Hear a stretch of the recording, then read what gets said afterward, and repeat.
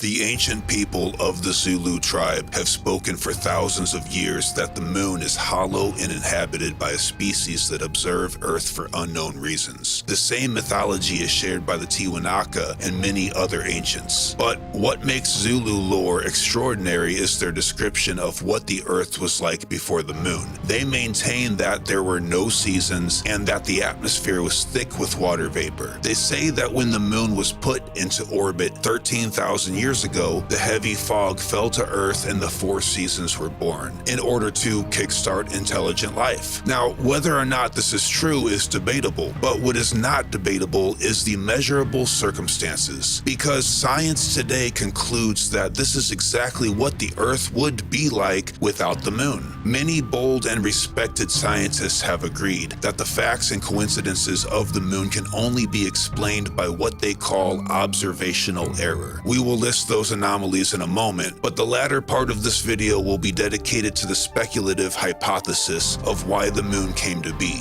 So, per usual, let's compare scientific fact with mythology and a pinch of conspiracy to see if we can make a conclusion as to why the impossible is right before our eyes. It is time to ask the difficult question: what is the purpose of our moon? So, the first thing worth noting is that the scientific explanation for the moon's existence is still an ongoing debate. The story that we've been told about it being ejected from the early Earth has more holes in it than any other explanation. As Dr. Robin Brett of NASA is quoted as saying, "It seems much easier to explain the non-existence of the moon than to explain its existence." A quote that reminds us how often we take things that are right in front of our faces for granted. Let's quickly run through the moon's impossibilities so that we can get to our speculation. We can only see one side of the moon. This tidal lock is called synchronous rotation, and no other planetary bodies act this way. And there are upwards of 300 moons in our solar system. It was claimed a while back that Pluto had a moon that acts like this, but that turned out to not be so. And if you ask me, it is awfully convenient to claim this as a debunk, considering that Pluto is the one planet that we as civilians have no chance of seeing with home telescopes. The first time that humans have seen the far side of the moon, allegedly, was the Apollo astronauts flying around the back before landing. They had arguments whether or not to report this, what they saw. The conversation that took place that day is surprisingly open domain, yet ignored by most. Eugene Cernan asked his crewmates, and I quote, "Do you hear that whistling sound? That sounds like weird music." Where Young responded, "Are we going to call them about it?" To which Cernan replied, "I don't know, we ought to think about it some, nobody will believe us." Strangely enough, the same sound was picked up by Cassini while passing Saturn. So Saturn and our moon seem to vibe out with the same music. The sound coming from Saturn can be explained by its magnetic field. However, the moon generating the same noise is one of many more impossibilities that we will see. Our moon is 27% the size of Earth, making it impossibly too big in ratio to our planet. The Earth, a planet this size, cannot hold something that large in orbit unless it is impossibly lightweight. For example, massive planets like Jupiter and Saturn have a ton of moons, none of which are even close to the size of our moon. Our moon is bigger than Pluto. It is also much closer to Earth than any other moon in the solar system is to its planet. So too big and too close to make sense. The orbit of the moon is almost a perfect circle, again making it staggeringly different than any other moon in our solar system, as moons are typically very elliptical. Now, how about those craters? All of the craters on the moon are about the same depth and far too shallow. No matter what hits the moon, it doesn't drive into it very far, making it seem like there is a protective shell just beneath the surface. bringing up one of my favorite internet searches of all time. When I typed the question into Bing, why are all the craters on the moon the same depth? It says, and I cannot make this shit up, no, the depth of a crater on the moon depends on the type, size, and speed of the impactor, and on the type of surface it impacted on. However, it has been noted that all craters on the moon seem to have about the same depth, irrespective of size and mass and of the impacting objects. So basically it says, no, the craters on the moon are not the same depth, but yes, the craters on the moon are the same depth. So again, another reason that I think I'll stick to researching with books instead of the internet. But what are the chances of over 9,000 craters being the same depth, when on any other planetary body, including Earth, we can barely find 2 that match the same depth? But now I can't help but bring up another one of my favorite internet searches about the craters on the moon. There is a tutorial on how to mimic moon craters at home with baking materials. A very fun project to do with the kids.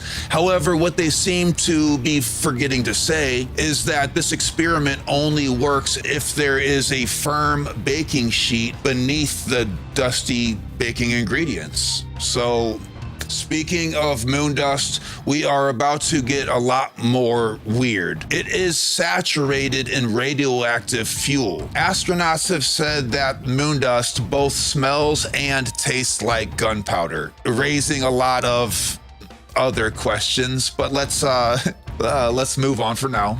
Besides its chemical makeup of uranium-236 and neptunium-237, both of which are elements that have never been found to occur naturally. Moon rock is approximately 2 billion years older than Earth rock and 1 billion years older than the forming of our solar system. And I mean, what the f is that? Basically concluding that the moon and Earth were not only formed at different times, but also formed in different places. On Earth, soil is newer at the surface and older as you dig deeper, which goes without saying, of course. But we have to say it because the exact opposite is true for the moon. It is as if the ancient rock from the heart of the moon was pulled out and then dumped onto the surface and leveled. The metals on the moon are not only found to be artificial, but they are the same metals that we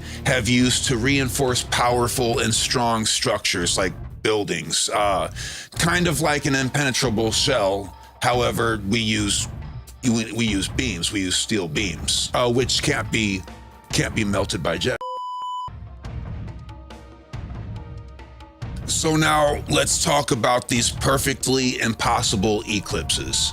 I'm sure everyone watching this already knows that the moon is 400 times smaller than the sun and exactly 400 times closer to the Earth, which is what causes these perfect eclipses, making it even weirder that the moon is so large and so close to Earth, because eclipses like this don't happen on any other planet. Both mathematicians and astronomers have deemed the possibility of the moon and the sun appearing in the sky as the same size to be almost impossible. What is lesser known, though, is that the moon is rotating at a rate of 400 kilometers per Earth day, which is what causes it to hide its backside. So that is 3 400s in a row. I mean, what a coinkydink. Keep in mind that these 400s are in base 10 mathematics, the same mathematical system that we use today, because we have 10 fingers. The venerable Isaac Asimov had this to say about it: the sheer astronomical accident that the moon fits so snugly over the sun is remarkable. There is no astronomical reason why the moon and the sun should fit so well. Only the Earth among all planets is blessed in this fashion. The weak anthropic principle, or WAP for short, is a theory that has been adopted by many scholars.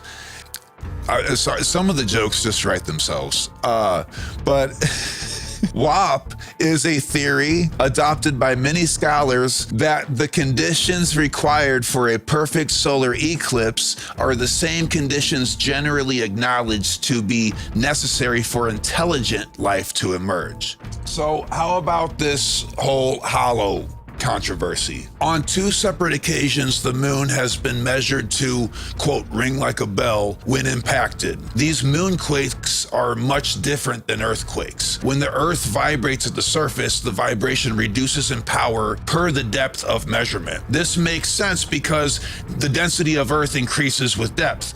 The moon is, again, the opposite. When it was struck and rang like a bell for 3 hours, the vibes became more powerful over time and with depth. In fact, the measurements showed the vibration of the ringing to be the most powerful at 40 miles below the surface, as if there is some kind of giant opening there. Even though this helps us understand how the Earth is able to hold on to such a gigantic object, it seems to reinforce the conundrum of the idea that the moon was at some point hollowed out, something that absolutely cannot happen naturally. So it answers one question, but it raises 50 more. Now, there are a ton of other impossible anomalies, like boulders rolling uphill, often weird atmospheric haze and lights that move around on the surface of the moon that you can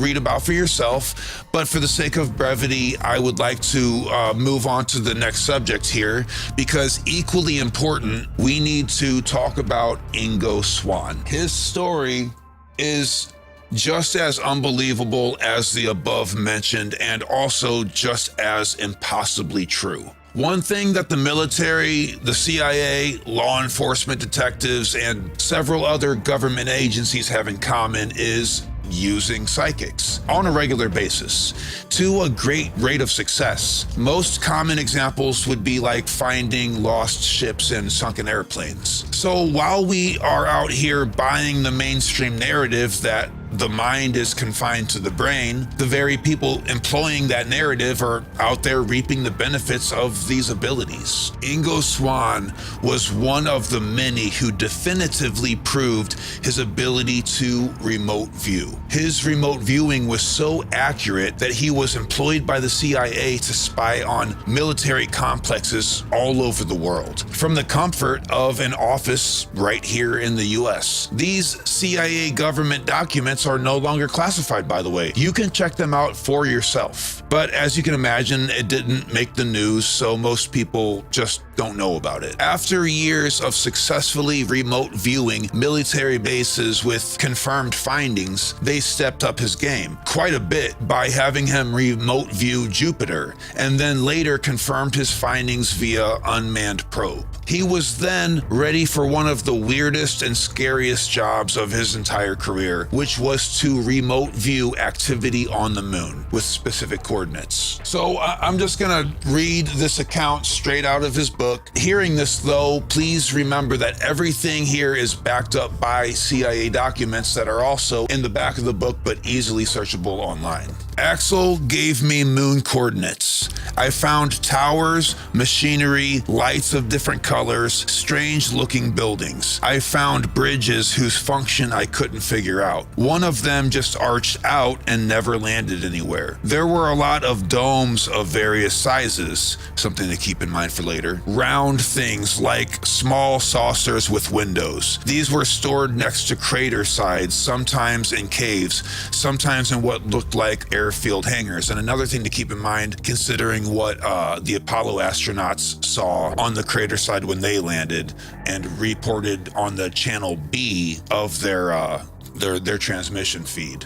We'll get to that. I found long tube-like things, machinery tractor-like things going up and down hills, straight roads extending some miles, obelisks that had no apparent function. There were nets over craters, houses in which someone had obviously lived, except that I couldn't see who, save in some cases. In that case, I saw some kind of people busy at work on something that I could not figure out. The place was dark. The air, and air is in quotes in here, was filled with a fine dust, and there was some kind of illumination, like a dark lime green fog or mist. The thing about them was that they either were human or looked exactly like us. They were all males.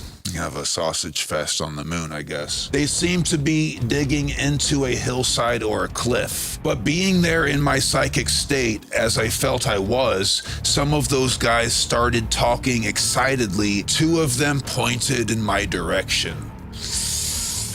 Immediately, I felt like running away, and that's in quotes as well, and hiding, which I guess I psychically did since I lost sight of this particular imaging. I think they have spotted me, Axel. This is in quotes. He's talking to the CIA agent at this point. They were pointing at me, I think. How could they do that unless ... They have some kind of high psychic perceptions too. Axel said, that is a CIA agent, in a calm, low voice, please come back away from that place quickly. My eyes were wide as understanding drained in. Quote, you already know they were psychic, don't you? Axel raised his eyebrows and gave a deep sigh. And at that point, he abruptly closed his folders and said, I think we had better end our work here today. He became a little agitated and he said, it's very difficult for us to assess any of this, Axelrad began. We don't know, but they do have things and capabilities we are trying to understand is very apparent. I read it twice. That sentence is read, it's read weird. Ingo Swan continues, if it's telepathy, it's a different kind, at least from how it is understood here on Earth. It's not just telepathy either. When they saw me, they couldn't really see me, could they? ? What then were they seeing? Rather sort of like a ripple in some kind of cross-dimensionality. They knew what the ripple meant, like a sort of penetration of where they were, which the book is called Penetration. That's how they got the name Penetration for the book. It's not what you might be thinking. Only those guys, they were going to hone in on it, the ripple that is. At least that's the best way to describe it. Axelrod then reminded me of my pledge of 10 years of confidentiality. Not to worry, Axel, I replied. I have no intention of demolishing my official research work by introducing something so far out as claiming that I have seen extraterrestrials working away on the moon. No one would believe me anyway. I have abided by that promise well past the 10-year mark, I guess. The reasons I have now decided to write about all of this will become clear in later chapters, which I probably shouldn't have read because I'm not going to. But I mean, get this bitch. It's outstanding. Illustrations that he drew after his remote viewing, and keep that in mind for later. Photographs were taken later that match those that we didn't have at the time that those were drawn. Now, there are people working with NASA who have come forward, but we rarely hear about their accounts, as you might imagine. George Leonard wrote a book called Somebody Else is on the Moon. What makes Leonard's book special is that he had access to NASA photographs that were untouched. Photos that are supposed to be public domain, considering that, they're funded by our tax-paying dollars. Many of these photos, strangely enough, match our sketches drawn by Ingo Swan, our remote viewer extraordinaire. Leonard was out to prove his theory that a highly advanced underground civilization working on the surface of the moon. And the evidence that he brought forward is absolutely staggering. Some photos that he had access to include NASA photo 71-H-781 and NASA photo 66-H-1293 that you can Google yourself.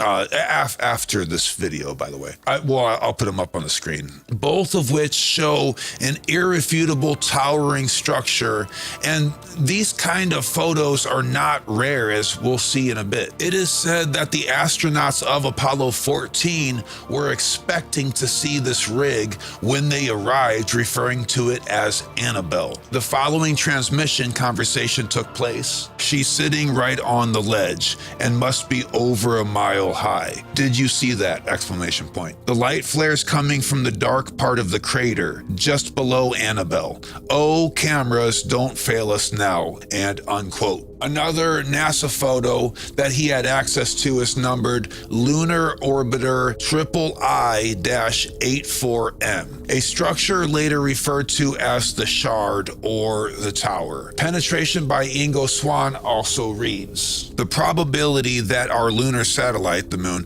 was not solid was first mentioned in 1962. Several new studies were undertaken. These new studies ended up with much the same results. Finally, Dr. Sean Solomon of MIT reported in Astronautics in February 1962 that the lunar orbiter experiments vastly improved our knowledge of the moon's gravitational field, indicating the frightening possibility that the moon might be hollow. And then it goes on to say, frightening, question mark. What indeed is the significance of that word? Worth noting is that the expeditions to the moon had more agenda than just walking on it. We had on record plans to colonize the moon in order to harvest the natural resources for profit. And there's really no surprise as to that goal. But what is surprising is that those plans were completely forgotten about and left behind after our little visit. To me, this indicates that something frightening happened. As you know, we haven't been back to the moon, and that technology has supposedly been destroyed, preventing us from ever going back, I guess. This might be why the clear 8mm footage that the astronauts took while on the moon has been lost. Or at least that's what NASA tells us what happened to it. All we have is the live feed that may or may not be legitimate. That's a whole nother debate though. It ain't. But what it seems like to me is that we did go to the moon, but we just played the footage that was filmed on Earth in case the astronauts were to die on the way. This would, of course, guarantee that we win the space race. But the film that the astronauts themselves took while on the moon is gone. And I think it's safe to say that that's bullshit. We don't just lose the most valuable bit of video that mankind has ever had. People who say that we didn't go to the moon often refer to this interview with Neil Armstrong, where it is pointed out that the astronauts seemed bummed out. But we have to remember that Neil Armstrong disappeared from the public eye after this interview. And the look on their faces doesn't really equal bummed out if you look closely enough. If you look at the body language and the facial expressions of these astronauts, it's not disappointment, it's concealed fear. And what makes this even more strange is the reason Neil Armstrong disappeared from the public eye. It wasn't because he was shy. He spent the rest of his life searching fervently for a place called Agartha, something that I plan on covering on this channel. So why would the first man to walk on the moon get home only to ignore the public eye and leave his family and friends behind to use all of his funding available to search for an ancient mythological place underground? This to me is absolutely staggering. Of the 140,000 photos that Leonard went through, many of which have since then been retouched and portions eliminated, that include particular craters known for abundant activity. Craters named Plato, Timocharis, Timocharis, and Aristarchus have been noted by astronomers for hundreds of years to have a regularity of strange lights and colored fogs and even domes that seem to appear and disappear. As weird as it sounds, civilians today have access to telescopes as good or better than our ancient astronomers did. You can at home see these very phenomena for yourself, something that we are frankly conveniently too busy for. And there is no surprise that these are precisely the areas that every rover and manned mission has completely avoided, despite these regions being flat. This reminds us of how rovers sent to Mars very purposefully avoid portions of Mars called Cydonia. Cydonia has the famous Mars face and the pyramids native to it. Cydonia is otherwise completely flat and perfect for rovers, but instead we send rovers to more mountainous and rocky regions. And by the way, it's illegal to go to Cydonia.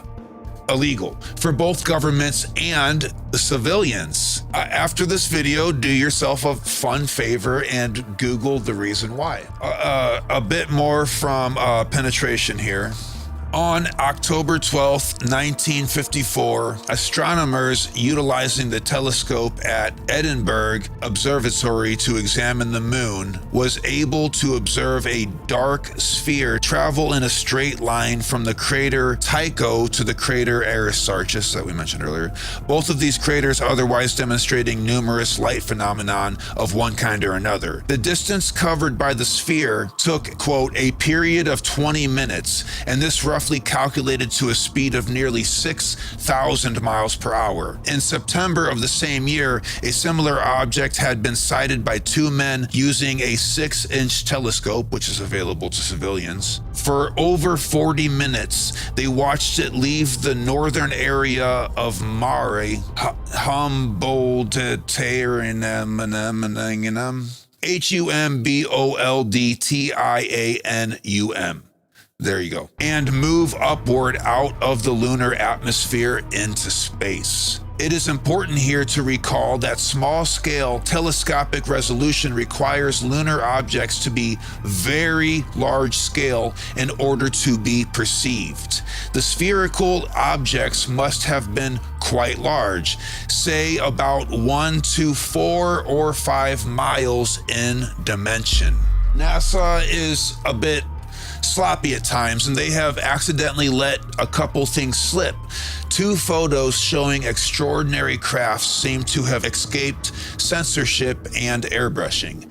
In July 1969, they accidentally captured a clear photo of a glowing cigar-shaped object close to the lunar surface. This can be seen in NASA photo number 11-37-5438. And another cigar-shaped object in 1972. This one was very large. It seemed to be glowing white and close enough to the lunar surface to cast its equally elongated shadow. This particular one was numbered as NASA photo 1619238. If this video isn't weird enough by now, buckle your seatbelts for this next part. Maurice Chaitlin stated in his book, Our Ancestors Came from Space, quote, when Apollo 11 landed moments before Armstrong stepped down the ladder, two UFOs hovered overhead. The astronauts were not limited to equipment troubles. They saw these things during their mission that could not be discussed with anybody outside NASA. It is very difficult to obtain any specific information from NASA, which still exceeds a very strict control over any disclosure of these events. And who exactly is Maurice, you might ask? Well, he was in charge of designing and building the Apollo communication and data processing systems for NASA. So the word crackpot doesn't quite work here, does it? Indeed, this man being in charge of communications heard all of the transmissions that we didn't. And apparently at the time, he didn't know of the very heavy disclosure taking place, because what the astronauts saw on the moon was somewhat of a surprise to everybody. So this piece of literature that he published certainly got him in great trouble. And by the way, both books mentioned above are extraordinarily rare, as they have been pulled from printing presses despite their success. So I might as well put this out there. If anybody has access to these discontinued books, let me know about it and I'll have you on the show. Let's talk about it. So we have overwhelming evidence to show that the moon was built and it is inhabited by something extremely powerful. And the evidence that we have against this case is simply that it just can't be so. That's the only argument, that it just can't be. What part of the phrase truth is stranger than fiction do people not understand nowadays lately? But let's get to some speculation as to what is going on up there. And can our mammal brains even comprehend something this strange if we were to find an answer? In the classic book, Who Built the Moon, a hypothesis is stated as follows. The moon was engineered by an unknown agency circa 4.6 billion years ago to act as an incubator to promote intelligent life on Earth. The unknown agency knew that humanoids would be the result of the evolutionary chain, and keep the 10 fingers thing in mind for a bit later. That unknown agency wanted the resulting humanoids to know what had been done, and they left a message indicated by the dynamics of the moon, which reminds us of these impossible eclipses. If the moon is a device, it is overtly obvious that it has a purpose beyond observation. After all, it sustains intelligent life on Earth. With that in mind, it would be almost self-evident that this makes the Earth itself a kind of incubator. Life on Earth is weird. The vast differences between humans and every other animal, the absurd way that we have set up systems of money and credit, and the loneliness of this planet is enough to raise questions like, where is all the other life forms? I mean, we've all asked the question, why is life super abundant on Earth and seemingly not anywhere else?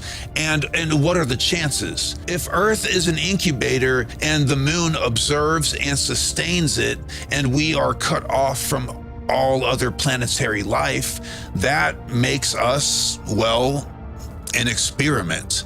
It makes us a petri dish on a macrocosmic level, or perhaps even a kind of farm. I can't help but be reminded of our videos on this channel concerning Gnostic lore, but anywho, Socrates states that we should follow the evidence no matter where it leads.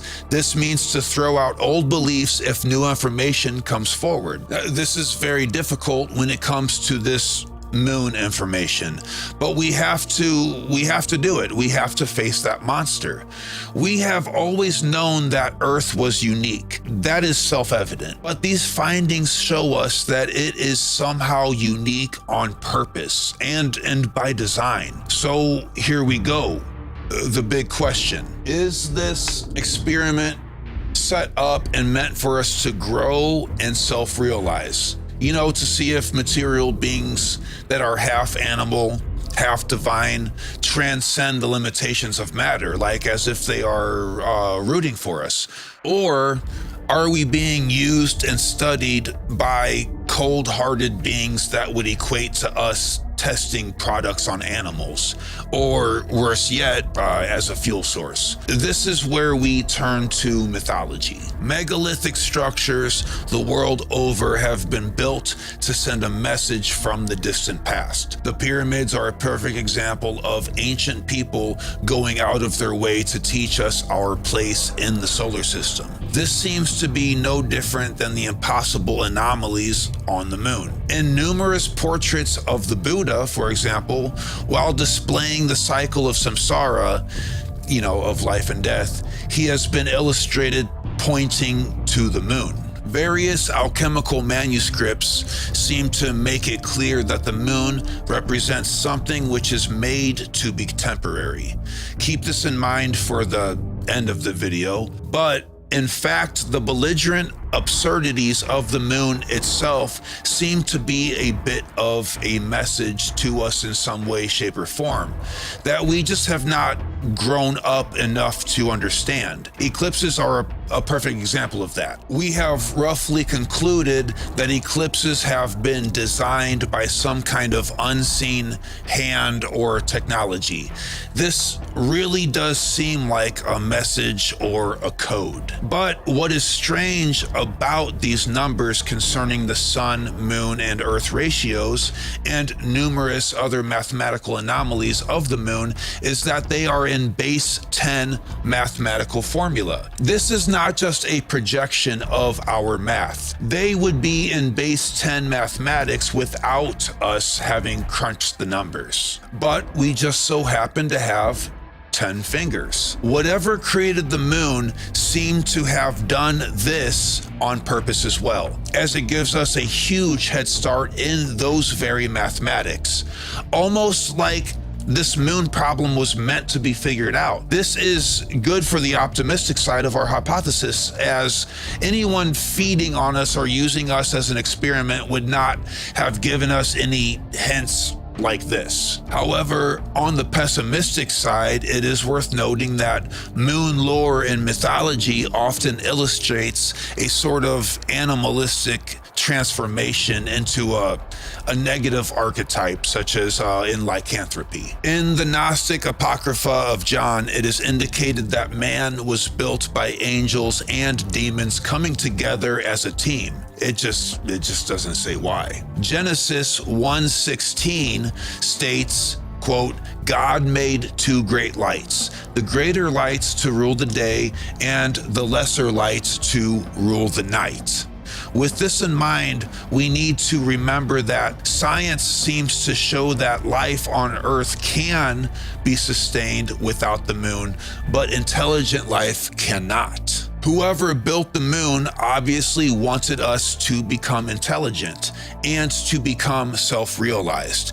And this throws a giant wrench in the newest black cube conspiracy about a soul recycler. And this is coming from a guy who is partially responsible for the upsurge in that conspiracy. I mean, I see clips of myself everywhere now by people proposing that very notion, but if you ask me, that particular conspiracy seems to stem from us taking symbology and allegory as literal, a problem that we seem to have reoccurring with both religion and fringe conspiracies.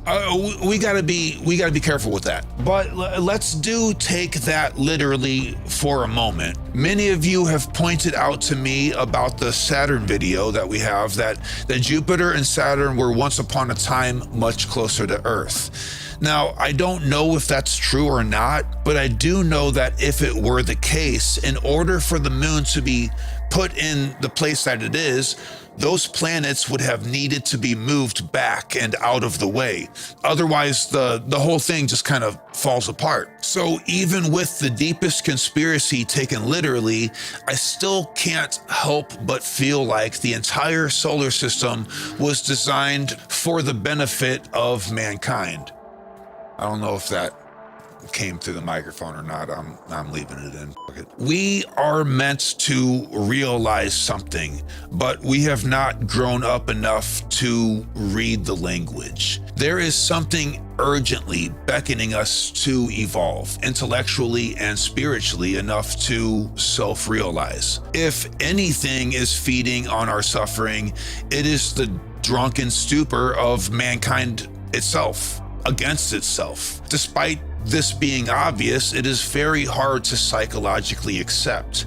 Therefore, theories would easily slip down that slope into, lizard people and whatnot. Now, I'm not disregarding those conspiracies, and they do, in fact, hold my attention, but that is just not what I am personally getting out of it. Whatever or whoever built the moon had no such heinous agenda in mind. I think it seems to be quite the opposite. Like it was designed for us to awaken from our reptilian minds. So although the moon does not produce light itself, it reflects the sunlight. This is why it is compared in alchemical manuscripts to the snake shedding its skin, symbolizing something that is temporary, that is projected by something that is permanent and unchanging. But what this also points to is a symbolizing of the moon as a beacon of hope in the night. And although this is a symbol or a metaphor, it is important to remember that symbols and metaphors always points to a greater literal truth. We need to realize that there is more complexity to this subject than just good and evil. There might be a third direction that our dualistic thinking is just currently blind to. But what we are no longer blind to is the self-evident strangeness of one of the largest and most obvious objects in the sky. And it all makes me wonder exactly what else out there is both impossible and also simultaneously true.